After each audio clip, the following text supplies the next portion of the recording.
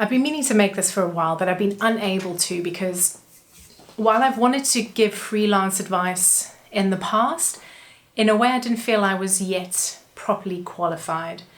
I like to, similar to how I've given advice on print on demand, I want to try things myself first, see what works for me, and pass that information on. So I'm just over my first year doing freelance design. I left my full-time job August 2018, gave myself a couple of weeks off, and then dove straight into, working for myself. So in essence, it's been nearly a year and a half now, and it's flown by. So much has happened, and I've learned so much. And when I look back to the person I was when I first started, gosh darn it, I was ignorant to a lot of stuff. I want to try and give you the quick condensed version of where I started and where I am today. And, what went wrong, what went right. And hopefully this helps other people just starting their freelance journey. I watched a lot of freelancers' content, read a lot of blog posts that gave different types of advice on how to start. A lot of it very practical, a lot of it that I used. But really, until you jump into it, a lot of it, in my opinion, depends on luck. And I think, as do most opportunities in this world, no matter the field, if you're in the right place, the right time, someone heard of you through this person, recommends you for a job, suddenly you've got, a high-paying client for life. Things like that can happen. But to the same person in a different circumstance, they could perhaps never come across that big break in a way that could really build their career upon. So I think a lot of it depends on luck. So you can take all the advice that I give you and that others give you, but until you actually do it yourself, things are going to be different for you. But I do have some potentially universal nuggets of information that I want to share. And just to share my journey as well. So just sit back, relax, have this on in the background while you're cooking or doing whatever you're doing, and let me just chat to you about how things went. So one thing that I did find was a universal piece of advice when I was certain I wanted to go freelance was make sure you have a pot of money. At least 6 months worth of rent and bills and extra that you can rely on to cover the basics while you're still trying to find client work. And that was a great bit of advice. So I planned well in advance. I knew at least 2 years before I left work that it was what I wanted to do.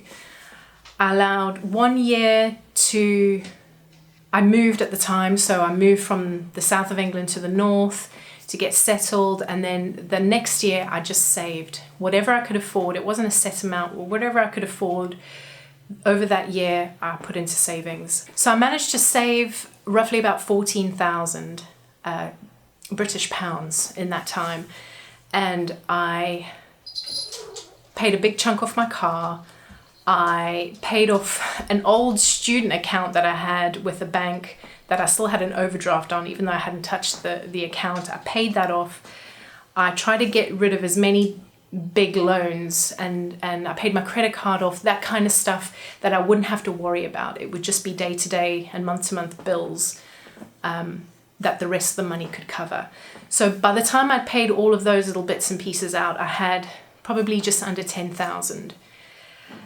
And that lasted me from the time I left work in August to probably about the May time.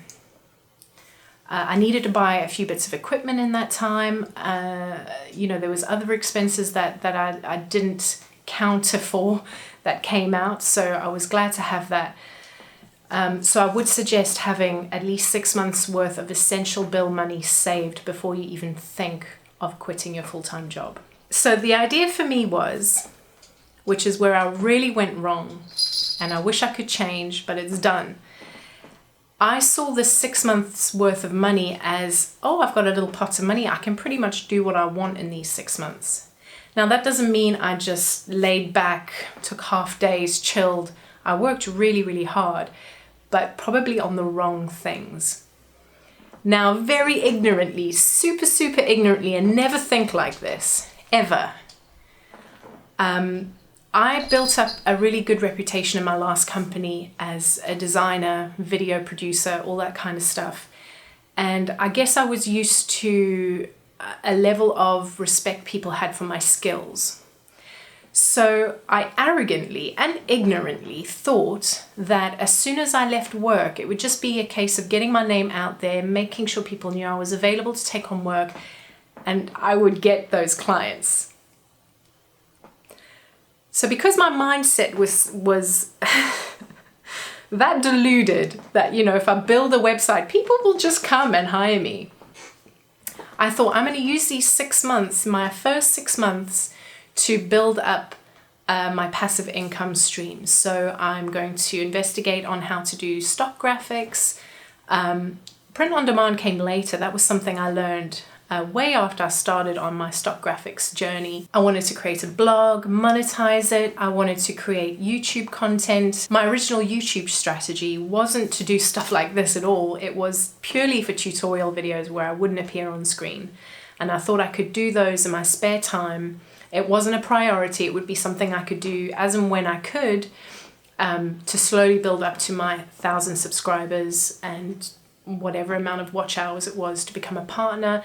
And I thought that would be another stream of income. My main goal initially in those 6 months, which is still a very good goal, was to diversify my income, to try and sow the seeds of several different income streams, that perhaps if I was quiet on client work, I would still have money coming in. And that's still a very, very good strategy. Where I went wrong was I completely neglected the client side. I kind of thought, when I'm finally ready to accept clients, I'll get them. Hang on, my cat wants to leave. So I thought, as soon as I'm ready to accept clients, they will come. So I'm going to use this time to do everything I want to do to get my passive income streams in place. So I spent a lot of time on stock graphics, and I would just look at what was kind of popular, make something similar and put it on, as opposed to doing rigorous research about, what was popular but what was not served as well, and making graphics around that kind of stuff.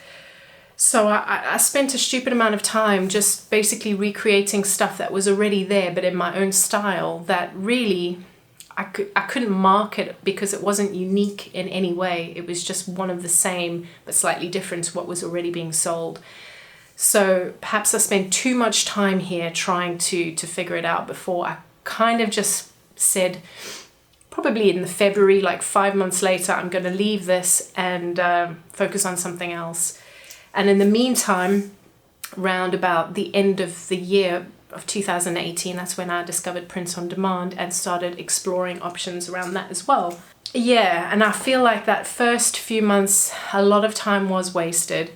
When it came down to my last month's, bills and stuff going out, and my savings was pretty much at zero. I think there's 20p left in there that I haven't touched. That I kind of thought I need to start finding clients. And I had one full-time client at the time, not full-time client, but recurring clients.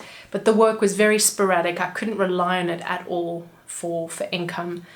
So I was in a quandary, really. Luckily, around that time, print on demand was starting to pick up, but I was really, really struggling to find consistent client work.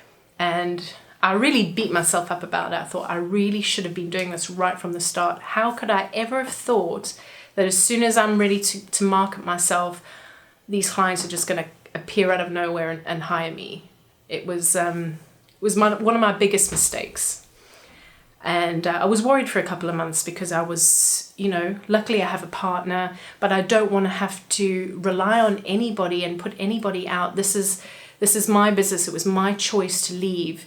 And I felt responsible to keep looking after the household as well as I could. So I continued I was trying to market myself better, posting more on Instagram, doing more on my website in terms of SEO to try and get more people in. all of that kind of stuff. And I discovered I'm terrible at promoting myself and what I do. I'm really, really bad at it. And I thought, I had looked into Upwork in the past, and I thought maybe this will be a good opportunity. I tried to apply, I kept getting rejected. Luckily, they keep allowing you to reapply. And then around about July, I thought, right, I need to take this seriously. I'm not getting clients naturally through my website, beyond a very, very sparse amounts of inquiries. I need to go to a place where I can find more clients. So I made an Upwork account, and this time I took it more seriously. I read loads of articles on how to get approved. I followed it to the letter, took it really, really seriously, finally got approved, and I was on Upwork. My Upwork journey is, it's been great. It's helped me out. In the back end of last year, it really, really helped me out. But you do really have to vet people on there. There's some people that are just insulting in the amount they are asking for the amount of work they are needing. You know, $20 logos is just. But if you know how to vet, if you can see sort of certain red flags in the way a job post is written and how clients interact with you, you know, you can start seeing which clients are going to be worthwhile and which aren't. There's a lot of competition on that side, but I think I'm finding my feet. So that was a lifesaver at the back end of last year to finally have some regular work coming in. And I got super, super busy, and then YouTube kind of took a back seat. So did print on demand, because I had so much else on. But then everything started picking up at once. YouTube started getting a lot more, some of my videos started getting a lot more views. I was getting a lot more subscribers. And by the end of the year, I was like, I need to take this seriously. And I'm so grateful to you guys that you're interested in what I have to say, because all I'm doing is sharing my experience in my way. And I know whatever I share, you guys are going to have completely different experiences. But it's always good to hear loads of different opinions and experiences around a thing. You know your experience is going to be unique, but at least it gives you kind of a feeling of how things are, you know? A lot of freelancers struggle. Your first year, you're going to struggle. Unless you have clients that you've cultivated before you left your full-time job that you know are going to take you into your freelance career, and you can be pretty much okay. But for most people who don't have many clients in place before they leave, your first year is going to suck. The problem with me is I don't really give myself time off. I work and I work and I work. And especially when I wasn't earning, I would feel incredibly guilty about taking any kind of step back and be like, I need to just relax my brain, relax my thoughts, and step away. I would step away, and then I'd feel incredibly guilty, be like, I'm not making any money this month. I really should be in my office working to try and get something sorted.